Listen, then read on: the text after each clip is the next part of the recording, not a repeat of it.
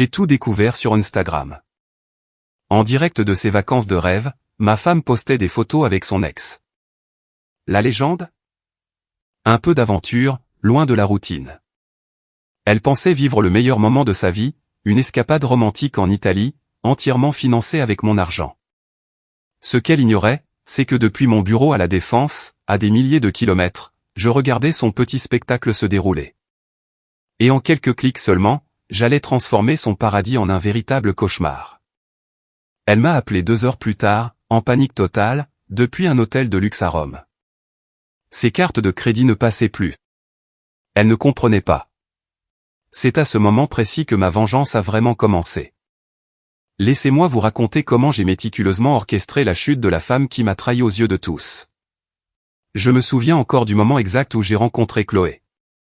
Elle a ri à une plaisanterie, de l'autre côté du salon bondé, et son rire a réussi à percer le brouhaha de la fête. J'ai levé les yeux, curieux de savoir qui pouvait produire un son pareil. C'était un rire joyeux, sans aucune retenue, comme si elle se fichait de qui pouvait l'entendre. Elle portait une simple robe bleue, ses cheveux bruns tombaient sur ses épaules, et elle gesticulait avec animation en racontant une histoire. Je n'arrivais pas à détacher mon regard. C'était il y a 8 ans. J'en avais 30 à l'époque. Je me tuais à la tâche dans le monde des startups, enchaînant des semaines de 80 heures pour réaliser le rêve d'un autre, tout en essayant de trouver le mien. Chloé avait 25 ans. Elle était coordinatrice marketing, avec l'ambition de gravir les échelons. Elle était déterminée, d'une manière qui correspondait à ma propre intensité. Louis Chevalier, me suis-je présenté, après avoir mis 30 minutes à trouver le courage de l'aborder. Chloé Dubois, a-t-elle répondu, avec une poignée de main ferme. Vous m'observiez. Sa franchise m'a plu à ce moment-là. J'allais amèrement la regretter plus tard. Le début de notre relation ressemblait à une comédie romantique. Des randonnées le week-end dans la forêt de Fontainebleau, où nous parlions de nos rêves d'enfants et des compromis de la vie d'adulte. Des expériences culinaires dans la petite cuisine de mon appartement, avec de la farine sur sa joue pendant qu'elle se concentrait sur une recette. Des conversations philosophiques qui s'étiraient jusqu'à l'aube, allongées sur le sol de mon salon, nos voix s'adoucissant à mesure que la nuit devenait matin. Nous nous sommes mariés 1 an plus tard. Une petite cérémonie en Provence, entourée de 40 amis et membres de nos familles. Mes parents ont pleuré. Les siens semblaient soulagés. Chloé était éblouissante dans une robe couleur champagne, et je n'en revenais pas de ma chance. Cette année de mariage ont suivi, solide bien que prévisible. Nous n'avions pas encore d'enfants. Nous étions d'accord pour donner la priorité à nos carrières. Nous voulions une stabilité financière avant d'accueillir une nouvelle vie. J'avais gravi les échelons pour devenir ingénieur logiciel senior dans une entreprise technologique du pôle de Paris-Saclay, avec un salaire très confortable. Chloé était devenue directrice marketing dans une PME. Nous avions acheté une belle maison en Meulière dans un quartier agréable de la banlieue parisienne, assez proche pour que nos trajets quotidiens restent raisonnables. Nous avions nos habitudes. Le samedi matin au marché, où Chloé dépensait trop en légumes bio et en pain artisanal. Notre séjour annuel en camping dans le parc national des Écrins, où nous nous déconnections de la technologie pour nous reconnecter l'un à l'autre. Les brunchs du dimanche avec des amis, à échanger des anecdotes autour de mimosa et de toast à l'avocat. Je ne vais pas prétendre que la flamme ne s'était pas un peu affaiblie. Les longues heures de travail et l'épuisement général de la vie d'adulte avaient transformé certains soirs de semaine en repas à emporter devant Netflix, en silence. L'intimité était devenue moins fréquente, bien que toujours satisfaisante. Nous étions tombés dans une routine confortable, peut-être trop familière. Mais nous étions heureux. Du moins, c'est ce que je croyais. Quand Chloé a mentionné ce voyage de 2 semaines en Europe avec ses amis de fac, je n'y ai pas prêté attention. Elle parlait de revoir ses femmes depuis des années. Leur groupe de discussion avait apparemment repris vie pendant la pandémie, et elle planifiait cette escapade entre filles depuis des mois. Tu devrais absolument y aller, lui ai-je dit, avec une sincérité totale. Ça te fera du bien de passer du temps avec tes amis. Tu es sûr que ça ne te dérange pas, a-t-elle demandé, mais ses yeux brillaient déjà d'excitation. 2 semaines, c'est long. Je vais m'enfouir dans ce nouveau projet au travail, l'ai-je rassuré. Le temps passera vite. J'ai même insisté pour lui virer de l'argent de poche supplémentaire. 3 000 € devraient couvrir tes repas et tes souvenirs, ai-je dit en lui montrant la confirmation du virement. Je veux que tu profites sans te soucier de l'argent. La veille de son départ, nous avons commandé thaï. Je l'ai regardé faire sa valise, enroulant soigneusement ses vêtements, vérifiant ses documents de voyage plusieurs fois. Elle vibrait d'anticipation, comme une adolescente avant son bal de promo. Elle n'arrêtait pas de répéter, presque avec insistance, juste les filles. On a toutes besoin de cette pause. J'ai hoché la tête, heureux de la voir si excitée. Prends plein de photos. Oh, oui, c'est promis, a-t-elle dit. Mais ne t'attends pas à ce que je poste beaucoup. Je veux être présente, tu sais, pas passer mon temps sur mon téléphone. Le trajet jusqu'à l'aéroport de Roissy-Charles de Gaulle était calme, agréable. Elle tenait ma main, la serrant de temps en temps. Au terminal international, je l'ai accompagnée aussi loin que la sécurité le permettait. Je t'aime, m'a-t-elle dit en m'embrassant pour me dire au revoir, sa main s'attardant sur ma joue. Merci d'être si compréhensif. Je t'aime aussi. Profite bien, ai-je répondu, en la regardant attentivement. Elle m'a fait un dernier signe de la main avant de disparaître. Je suis resté là plus longtemps que nécessaire, me sentant étrangement ému. J'étais fier d'être le genre de mari assez sûr de lui pour encourager son indépendance, assez solidaire pour financer ses aventures. Je suis retourné à notre maison vide et je me suis plongé dans le travail, content de lui laisser son espace et sa liberté. 3 jours plus tard, je travaillais tard au bureau quand une notification a retenti sur mon téléphone. Un message de mon jeune cousin, Julien. Mec, c'est ta femme, ça? J'ai fixé l'écran, les mots brillant dans la pénombre du bureau. Et tout ce que je pensais savoir a commencé à s'effondrer d'un simple clic. Le lien envoyé par Julien menait à une publication Instagram. Je regardais rarement les réseaux sociaux de Chloé. Elle postait surtout des photos de plats et de couchers de soleil, rien de particulièrement intéressant. Mais ce que j'ai vu à cet instant m'a glacé le sang. L'image montrait Chloé, ma femme, tendant une fourchette de pâtes à un homme souriant, de l'autre côté d'une table éclairée aux chandelles. Un ancien bâtiment romain brillait d'une lueur ambrée en arrière-plan. La légende disait, j'essaie de nouvelles choses. Mes doigts se sont engourdis pendant que je faisais défiler. 23 commentaires. Des amis que je connaissais la félicitaient, envoyaient des émojis de flammes, des cœurs dans les yeux. L'une d'elles a écrit, oui, ma belle, profite. Je suis retourné sur son profil. Au cours des 3 derniers jours, elle avait posté 17 fois. Ce n'était pas un voyage, juste entre filles, pas du tout. Photo après photo, elle documentait ce qui n'était clairement pas une escapade entre amis, mais une aventure romantique. Chloé posant sur le pont d'un yacht, sa main posée de manière intime sur le torse d'un homme. Un selfie dans ce qui était de toute évidence une salle de bain d'hôtel, où elle portait une chemise blanche d'homme, bien trop grande pour elle. Des silhouettes d'eux s'enlaçant au coucher du soleil. Un clip vidéo oh mon Dieu, une vidéo où il dansait dans un club de plage, sa tête nichée contre son épaule. L'homme était Maxime de Courcy. Je l'ai reconnu immédiatement. Son petit ami de la fac, celui qu'elle avait décrit comme une « histoire ancienne ». Le fils de bonne famille qui lui avait brisé le cœur en dernière année en la trompant avec sa colocataire. Elle avait pleuré sur mon épaule à son sujet il y a des années, jurant qu'il était toxique, immature, bloqué sur toutes les plateformes. Et maintenant, ils étaient là, enlacés à Rome. J'ai parcouru les légendes, chacune enfonçant le couteau un peu plus profondément. Marre de l'ordinaire. J'avais besoin de cette aventure. Parfois, il faut se rappeler ce que c'est que de vibrer. La vie est trop courte pour le confort et la routine. Ma respiration est devenue saccadée. J'ai cliqué sur la section des commentaires de la dernière publication. Ses amis, des femmes pour qui j'avais cuisiné, à qui j'avais acheté des cadeaux de Noël, que je considérais comme ma famille, répondaient avec enthousiasme. Tu le mérites, ma reine. Il était temps que tu penses à toi. Vis ta vérité. Certains sont faits pour se poser, d'autres pour vivre. J'ai vérifié les dates et heures de publication de manière obsessionnelle. Ce n'étaient pas de vieilles photos. Elle postait en temps réel. Elle n'avait pas seulement triché, elle l'avait documenté, légendé et partagé avec notre monde en ligne commun. Elle voulait un public. Elle voulait une validation. Elle voulait que j'aie l'air pathétique. J'étais assis dans le bureau silencieux, sous le bourdonnement des néons. J'ai pensé à nos 7 ans de mariage. Toutes les nuits où j'avais travaillé tard pour nous offrir notre style de vie confortable. Les vacances que j'avais soigneusement planifiées. Les rêves que j'avais soutenus. Elle s'était tenue à mes côtés à l'enterrement de mon père, m'avait tenu la main pendant le cancer de ma mère, avait célébré chaque promotion. Et maintenant, ça. J'ai réduit Instagram et ouvert mon disque dur crypté.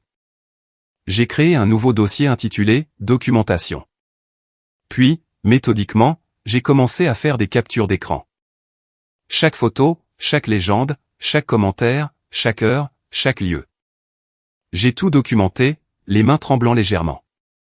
À 3 heures du matin, j'étais toujours assis dans mon bureau, fixant notre photo de mariage sur mon bureau. Nous semblions si jeunes, si pleins d'espoir. Je ne reconnaissais plus ces personnes. Je n'ai pas pleuré. Je n'ai pas hurlé de rage.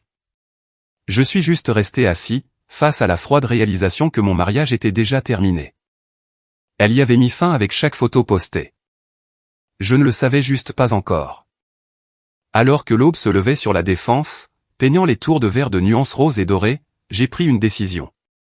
Si elle voulait un spectacle public, je lui offrirais une fin grandiose. Une qu'elle n'oublierait jamais. Mon premier appel, à 8 heures du matin, a été pour mon avocat. J'ai ouvert un nouveau document sur mon ordinateur et l'ai intitulé « Plan d'action ».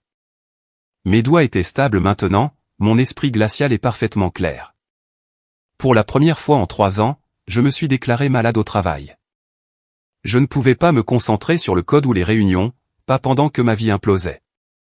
D'ailleurs, j'avais un travail plus important à faire. Maître Bernard avait un bureau élégant à la Défense. Un collègue qui avait traversé un divorce difficile me l'avait recommandé, le qualifiant de « requin qui sent le sang avant même la première goutte ». J'avais besoin de ce genre d'instinct prédateur. Je vais être direct, ai-je dit, en faisant glisser mon ordinateur portable sur son bureau en verre. Ma femme est actuellement en Europe. Elle m'a dit qu'elle partait avec des amis. En réalité, elle est là-bas avec son ex-petite amie, et elle documente toute leur liaison sur Instagram. Les sourcils de Maître Bernard se sont légèrement haussés, seule indication de sa surprise. J'ai ouvert le dossier de capture d'écran, chacune organisée chronologiquement avec les dates et les lieux. C'est une infidélité remarquablement bien documentée, a-t-il commenté en parcourant les preuves. En France, nous avons le divorce pour faute. Ce niveau d'humiliation publique est la preuve de la tromperie sur le but du voyage. Cela va absolument jouer en notre faveur pour la prestation compensatoire et les dommages et intérêts. Que puis-je faire maintenant, légalement, pour me protéger et protéger mes biens, ai-je demandé, la seule question qui comptait. Maître Bernard s'est penché en arrière. Premièrement, documentez tout, ce que vous avez déjà fait de manière impressionnante. Deuxièmement, séparez vos finances immédiatement. Les comptes joints sont vulnérables jusqu'à ce que la procédure commence. Vous avez le droit de protéger les biens de la communauté contre une dilapidation à l'étranger. Il a continué, exposant méthodiquement mes options. Troisièmement, conservez la preuve qu'elle dépense les fonds du mariage pour une liaison. Ce virement de 3 000 €, c'est dépenses sur vos cartes de crédit communes pour des dîners romantiques et des chambres d'hôtel. C'est considéré comme une dissipation des biens de la communauté. Quatrièmement, nous allons lancer une procédure en référé pour obtenir des mesures urgentes. Nous avons passé 3 heures à élaborer une stratégie. J'ai appris que son adultère prouvé et public pouvait lui faire perdre tout droit à une prestation compensatoire, et qu'elle pourrait même être condamnée à me verser des dommages et intérêts pour le préjudice moral. Ces dépenses avec mon argent pour financer sa liaison pourraient être déduites de sa part lors du partage. J'ai quitté le bureau de Maître Bernard avec un dossier de documents à signer et un plan d'action clair, qui ressemblait à une bouée de sauvetage dans le chaos. Mon arrêt suivant fut la banque. La conseillère, Christine, me connaissait depuis 5 ans. Elle a traité mes demandes sans jugement, virement de tous les fonds des comptes joints vers un nouveau compte individuel, 87 000 € au total, blocage de toutes les cartes de crédit communes, et suppression de Chloé comme utilisatrice autorisée sur mes cartes personnelles. Je traverse juste quelques changements matrimoniaux, ai-je simplement expliqué. Je dois me protéger. Je comprends, monsieur Chevalier. Les virements seront effectifs immédiatement. Le blocage des cartes sera actif dans l'heure, m'a-t-elle assuré, sa voix professionnelle mais sympathique. De retour à la maison, j'ai parcouru notre maison, voyant tout différemment. Les photos encadrées sur les murs semblaient être des mensonges. Les meubles que nous avions choisis ensemble paraissaient souillés. J'ai commencé à photographier les objets, créant des inventaires de ce que nous possédions. Maître Bernard avait été clair, la préparation est essentielle. J'ai vérifié Instagram à nouveau. D'autres photos publiées ce jour-là. Chloé et Maxime dans un restaurant en bord de mer sur la côte amalfitaine, verre de vin levé, avec la légende « à de nouveaux commencements ». La géolocalisation montrait qu'ils étaient passés de Rome à Positano. Elle n'essayait même plus de se cacher. J'ai ouvert notre itinéraire de vol partagé. Je lui avais fait la surprise de surclasser son billet économique en classe affaires pour le retour, prévoyant de l'accueillir avec des fleurs. Maintenant, j'ai annulé entièrement le vol de retour, demandant un remboursement sur ma carte de crédit. La compagnie a traité la demande sans problème, puisque le billet avait été réservé à mon nom et avec ma carte. J'ai rédigé un unique texto, le modifiant 3 fois avant de me décider, j'ai vu ton Instagram. Mon avocat a été contacté. Profite bien de ton aventure. J'ai hésité une seconde avant d'appuyer sur envoyer. Puis j'ai bloqué son numéro, l'ai bloqué sur tous les réseaux sociaux, et j'ai mis mon téléphone en mode « ne pas déranger », sauf pour la famille et les contacts professionnels. Ce soir-là, je me suis assis dans le salon, regardant la vie que nous avions construite. Étrangement, j'ai dormi profondément et sans rêve cette nuit-là, comme si mon corps savait que le pire était déjà arrivé et qu'il pouvait enfin se détendre. 12 heures plus tard, alors que je présentais calmement mon projet trimestriel lors d'une réunion au travail, mon téléphone, toujours en mode silencieux, s'est mis à s'allumer, appel après appel, provenant de numéros internationaux inconnus. Chaque notification apparaissait silencieusement, et je les ai délibérément ignorés. J'ai continué ma présentation sans perdre le fil. Le lendemain de la découverte de la trahison de ma femme, j'ai suivi ma routine avec une normalité déconcertante. Réunion du matin, déjeuner avec mon équipe à la brasserie habituelle. À midi, mon téléphone avait enregistré 23 appels manqués de numéros internationaux. J'ai vérifié une seule fois mon dossier de messages bloqués. Il y avait 15 SMS, tous de Chloé, envoyés depuis divers numéros. Chacun était plus paniqué que le précédent. J'ai aperçu des fragments sans les ouvrir complètement. Louis, s'il te plaît, ce n'est pas « pourquoi tu ne réponds pas ?» Mes cartes ne fonctionnent plus. Il doit y avoir. Rappelle-moi. C'est une urgence. J'ai supprimé le dossier et je suis retourné au travail. Julien m'a envoyé un message. Mec, tu as vu ces posts? Tu vas bien? J'ai vu. Je gère. Merci de m'avoir prévenu, ai-je simplement répondu. Le soir, les appels provenaient d'un nouveau numéro, que j'ai reconnu. Le téléphone de Maxime. J'ai presque souri. Apparemment, elle avait épuisé toutes les autres options. Celui-ci, j'ai décidé d'y répondre, en mettant le haut-parleur pendant que je coupais des légumes pour le dîner. Louis, s'il te plaît. Ce n'est pas ce que tu crois, la voix de Chloé était aiguë, frénétique. J'ai continué à trancher calmement des poivrons. On dirait que tu es en vacances avec ton ex-petite amie en me mentant sur un voyage entre filles. Quelle partie est-ce que je ne comprends pas, ai-je demandé d'un ton égal. C'était une erreur. Il est juste apparu à Rome, et j'étais saoul, et ça a dérapé. Je ne voulais pas que, bégaya TL. Tu l'as posté, Chloé, ai-je interrompu, ma voix plate. Plusieurs fois. Avec des légendes. Avec des localisations. Tu voulais que tout le monde le voie. J'ai été stupide. Je me suis laissé emporter. Louis, s'il te plaît, je ne peux pas payer l'hôtel. Il me demande de partir. Mes cartes ne fonctionnent pas, a-t-elle pleuré désespérément. J'ai goûté ma sauce tomate et ajouté du basilic. C'est fâcheux, ai-je répondu froidement. Qu'est-ce que tu veux dire par fâcheux? Aide-moi. Je suis ta femme, a-t-elle crié, la voix brisée. Tu étais ma femme, ai-je dit, l'émotion s'infiltrant enfin dans ma voix, pas de la colère, mais quelque chose de plus froid. Maintenant, tu es juste quelqu'un qui a fait des choix très publics. Je te laisse simplement en expérimenter les conséquences très publiques. Tu ne peux pas me laisser ici sans argent. Je n'ai rien. Maxime est parti. Elle pleurait maintenant, ses mots entrecoupés de sanglots. Il n'est resté que tant que je pouvais payer. Il a pris le peu d'argent liquide qu'il me restait et m'a laissé à l'hôtel. Mes amis sont déjà rentrés. Je n'ai nulle part où. Maxime est riche, n'est-ce pas? Les jeux interrompus en égouttant mes pattes. J'ai vu les photos du yacht. Très impressionnant. Je suis sûr qu'il prendra soin de toi. Il est parti, Louis. Tout était faux. Le yacht était une location pour quelques heures. Il s'est servi de moi pour, a-t-elle plaidé, la panique montant dans sa voix. Au revoir, Chloé, ai-je coupé fermement. J'ai raccroché au milieu de sa phrase et j'ai bloqué le numéro de Maxime également. J'ai fini de préparer mon dîner et je l'ai mangé en regardant un documentaire. Au cours de la semaine suivante, les messages ont continué à arriver de sources de plus en plus aléatoires. L'hôtel avait saisi ses bagages en garantie. Elle logeait dans une auberge de jeunesse. Elle avait vendu ses bijoux. Elle n'avait pas mangé depuis 2 jours. Elle suppliait ses parents, mais ils étaient à la retraite et n'avaient pas grand-chose à lui envoyer. Elle signerait n'importe quoi. Elle ferait n'importe quoi. S'il te plaît. S'il te plaît. S'il te plaît. Chaque message était plus désespéré. Ce n'était plus ma femme. C'était une étrangère qui avait détruit mon mariage et faisait maintenant face à la réalité. Maître Bernard a appelé. La requête en divorce est prête. Nous devrons la lui signifier dès son retour en France. Savez-vous quand ce sera?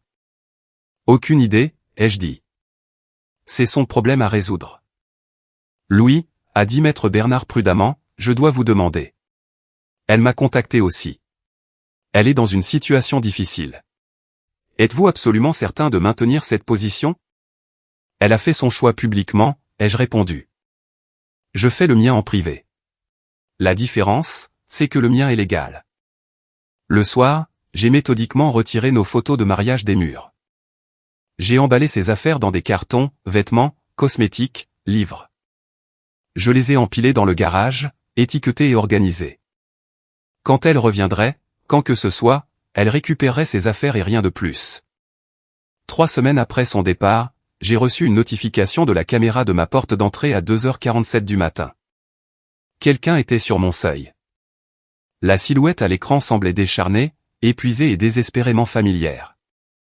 À travers la caméra, j'ai regardé Chloé s'effondrer contre la porte, son poing frappant faiblement le bois, sa voix rauque suppliant qu'on la laisse entrer.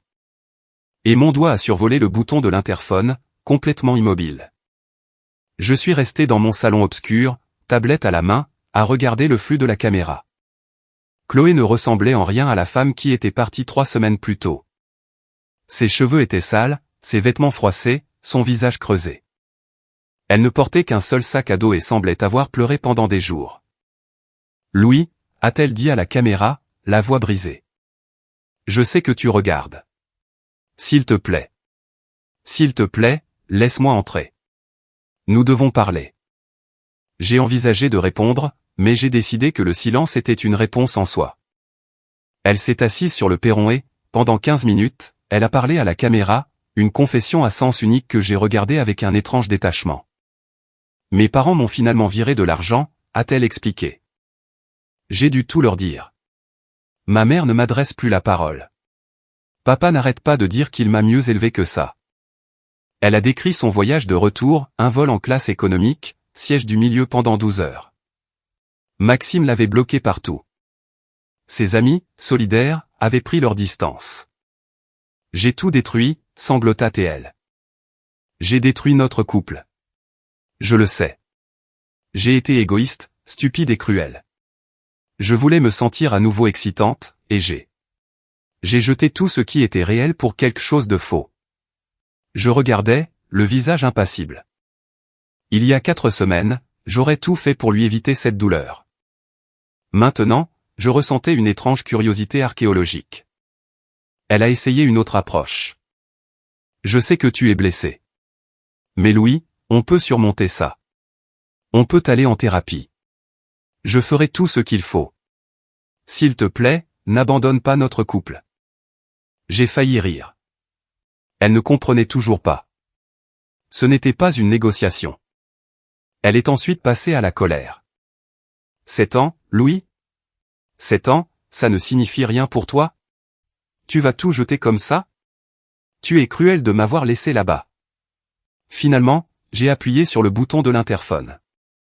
Ma voix, calme et posée, a percé ses pleurs. Chloé, les serrures ont été changées. Tes affaires sont dans des cartons au garage. Je les ferai expédier où tu veux. Mon avocat te contactera pour les papiers. Cette conversation est terminée. Louis, non, s'il te plaît, tu ne peux pas, a-t-elle supplié. Tu as fait ton choix en postant ces photos. Tu voulais que tout le monde te voie éclater avec Maxime. Maintenant, tout le monde voit aussi les conséquences. Je t'aime, a-t-elle crié à la caméra. Tu aimais la vie que je t'offrais, ai-je dit. Ce n'est pas la même chose. Au revoir, Chloé. J'ai éteint l'interphone. Elle est restée assise sur le perron pendant encore 1 heure, en pleurant, avant de finalement appeler un VTC. J'ai regardé ses phares disparaître dans la rue. 4 mois peuvent tout changer. La procédure de divorce a été aussi nette que possible. Maître Bernard avait eu raison. Les preuves de l'adultère et de la dissipation des biens de la communauté ont joué en ma faveur. Dans le jugement final, j'ai gardé la maison, 65% de nos économies, soit 56 550 €, mon plan d'épargne retraite et mes investissements. Chloé a obtenu sa voiture, ses effets personnels et 30 450 € de nos économies. Aucune prestation compensatoire n'a été accordée. J'ai passé ces mois à me réapproprier mon espace. J'ai rénové la cuisine. J'ai repeint la chambre avec des tons plus chauds. J'ai remplacé les meubles du salon, non pour l'effacer, mais pour créer quelque chose qui soit authentiquement moi. Le travail est devenu un sanctuaire. J'ai été promu architecte principal. Par des connaissances communes, j'ai eu des nouvelles de Chloé. Elle est retournée vivre chez ses parents à 33 ans. Elle a quitté son emploi, incapable d'affronter le regard de ses collègues, et travaille maintenant à distance pour moins d'argent. Je ne ressens aucune satisfaction de sa souffrance, mais aucune culpabilité non plus. Elle a orchestré sa propre chute. Il y a 2 mois, j'ai assisté à une conférence sur la cybersécurité à Toulouse. Pendant les questions-réponses, une femme a posé une question pertinente. Nous avons fini par discuter autour d'un café. 3 heures qui ont filé. Léa a 36 ans, elle est également divorcée, et elle a une franchise que je trouve rafraîchissante. Elle m'a dit lors de notre 3e rendez-vous, je ne joue pas à des jeux. Je ne fais pas de mise en scène sur les réseaux sociaux. Je ne fais rien qui ne soit pas réel. La vie est trop courte pour faire semblant. Nous prenons notre temps. Elle a rencontré mes parents, ils l'adorent. Nous parlons de nos blessures passées honnêtement. Pas de spectacle, pas de version filtrée de la réalité. Je suis dans ma cuisine maintenant, préparant le petit déjeuner pour Léa, qui dort encore à l'étage. Le soleil entre à flot par les fenêtres. La maison semble différente, plus légère. Mon téléphone vibre. Un message de Julien. Salut mec, je voulais juste te dire que tu as l'air vraiment heureux ces derniers temps. Fier de la façon dont tu as géré tout ça. Je souris et réponds, merci. Je vais bien. Vraiment bien. Quand les gens me posent des questions sur mon divorce, ils demandent souvent si abandonner Chloé était trop dur. Ma réponse est toujours la même. Elle a fait le choix de me trahir publiquement, de m'humilier devant tous ceux que nous connaissions, de transformer notre mariage en divertissement. Elle a choisi l'excitation plutôt que la loyauté, le fantasme plutôt que l'engagement. J'ai simplement choisi de me sauver. Pour la première fois depuis des années, je me suis choisi. Léa descend les escaliers dans un de mes t-shirts, bâillant et demandant ce qui sent si bon. Je lui sers ses œufs et nous nous asseyons à ma nouvelle table de cuisine, parlant de nos projets pour le week-end. Rien de dramatique, rien de théâtral, juste la réalité. Et ça, j'ai appris, c'est amplement suffisant. Et voilà, on arrive à la fin de cette histoire. Est-ce que c'est ce à quoi vous vous attendiez, ou est-ce qu'il y a eu un rebondissement qui vous a surpris? Je suis vraiment curieux de lire vos avis. Partagez vos pensées dans les commentaires juste en dessous, et lançons la discussion. Si cette histoire vous a tenu en haleine, n'oubliez pas de laisser un petit pouce bleu, ça aide énormément la chaîne. Et si vous êtes nouveau ici ou que vous n'êtes pas encore abonné, c'est le moment idéal pour rejoindre notre communauté. Je vous propose des histoires captivantes comme celle-ci tous les jours, alors cliquez sur le bouton s'abonner et activez la petite cloche pour ne rien manquer. Merci beaucoup d'avoir regardé, et on se retrouve dans la prochaine vidéo.